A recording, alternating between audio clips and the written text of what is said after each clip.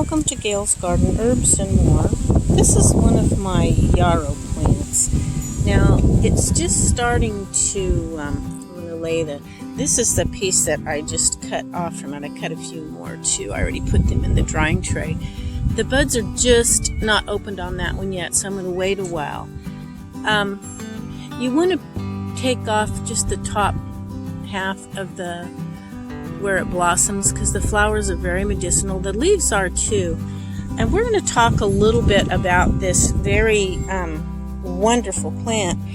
I watch and listen to a lot of different herbalists, and I would say a great deal of them, if they're asked the question, if they could only have one herb, what would it be? And a lot of them say yarrow. And you say, why yarrow? Most everybody has heard that it's great for stopping blood flow. Now, if you, that's more on the capillary side, or I heard of someone that cut themselves with a chainsaw, so it was pretty deep, but they stuffed it with yarrow, and it stopped the bleeding, and within 10 minutes it seemed to start, at least that person said, it started drawing the sides together of the wound a little bit. So, it is great to stop bleeding. That's one of the main things. Also, it's known for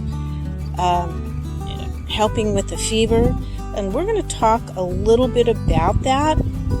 Yarrow is a really important herb to have, and it's also very pretty, but you want to make sure you know what you have. I want you to, because there's some herbs that look very similar to it.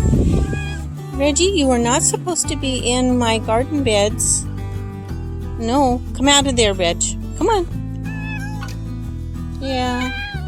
Yeah, come on. Come on. Okay, look at that little flower there. It looks very similar to what I just showed you, didn't it? Okay, now look at the leaves on this. The leaves are not quite as feathery. They're small, but they're not as feathery. Let's look at the yarrow next to it. Do you see the difference in the yarrow leaves? And then looking at, this is actually a Queen Anne's lace that I'm looking at. The flower tops look very similar, but the flowers are a little bit smaller, maybe. They grow very similarly. These come out, see how they come out from the stem?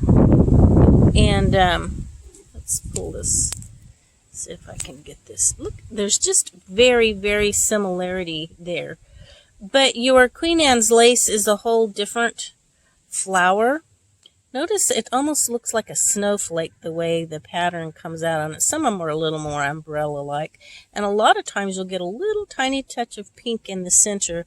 I can kind of see this on a couple of these, but not so much. They usually, I think maybe the bigger ones might be more likely to do that. Whereas your yarrow, the flowers are, they have a little bit of yellow in each individual flower. Now I'm holding that really close. They're not big flowers. And you can buy the yarrow as a plant and get familiar with it before you go find it out in the wilds. It would be a good thing to do to have some at home, and then if you're ever out camping or hiking and you get a cut and you need some yarrow, you'll know what it looks like because you've handled it and used it. But the leaves are more feathery than your Queen Anne's lace. Okay, yarrow. In Cherokee, it's known as Saloli Gatoga. That means squirrel's tail. That's because if you look at the leaves, again, let's look at the leaves, they look kind of like a squirrel's tail. Don't you agree? I think the Cherokee had that one right on identifying this plant. This is a plant you all really should have in your garden because it's beautiful and it's very medicinal. It's a great thing to have on the homestead or anywhere, even if you just have a little tiny yard or patio and you can grow it in a pot or whatever. It's very, very good herb to have. And like I said, if you at least have a little plant of it and you're familiar with it, practice using it. It is bitter, but it's still taken as a tea often or a tincture. I make a tincture with it. It's known as a bitter, but you can make a tea. at least you're familiar with it. And then if you're out and about and you have to have something, you will know what it looks like. And that's so important, to be familiar with an herb before you just pick it and use it out in the wild. Okay, now I am drying mine. And when you make a styptic powder, or a powder to have handy at home in case you have a bleed or something, it's good to take it and grind it up into a powder and keep it. Actually, I keep it in bigger pieces, and then I can grind it. And I also have powder. I have both. The pieces last longer. They stay more potent than the powder. Once you grind it up, there's more areas exposed to the air, and the potency is lost quicker. But it's good to put the powder on. But you know something? When I've had an emergency, I just stuff the leaves on. But that works. So I'm going to cover that to try to keep some of the bugs away from it while it sits out here and dries. Let's talk a little more about the yarrow. There's my echinacea down there, which is another wonderful herb. But my yarrow is back over here. Okay, some say you should collect the leaves before flowering is best, but the leaves and the flowers are good. I use both. So it can help to stop stomach cramping. It's really good for the stomach. It draws the blood in that area and helps to get the circulation going in that area. It's good for women in their time of the month to help with cramping too. And it can lower a fever because you brew it to a strong tea in about a 1/4 cup frequently over the next few hours, and it will help bring your fever down. Actually, what it does is causes you to sweat. So you say, why would you want to do that? But that helps you to break the fever. And it's used as a bitter. I was mentioned that it is bitter, which stimulates the liver, which is good for you. And that's the basics. There's really a lot you can, if you really want to get into it deeper, but those are the main things about the yarrow. It's just I have used it. And let me tell you, when you haven't used it, you need to practice using your herbs, because I'll give you an example. We were up in another state visiting some family, and a glass or something fell off the top shelf and cut the lady of the home. And she was bleeding pretty good. And I'm running around her yard. I'm not familiar with her yard, looking for yarrow. And I was just kind of getting used to yarrow at the time. And I should have known. But I was so excited in a bad way. I wanted to find something to help her stop her bleeding.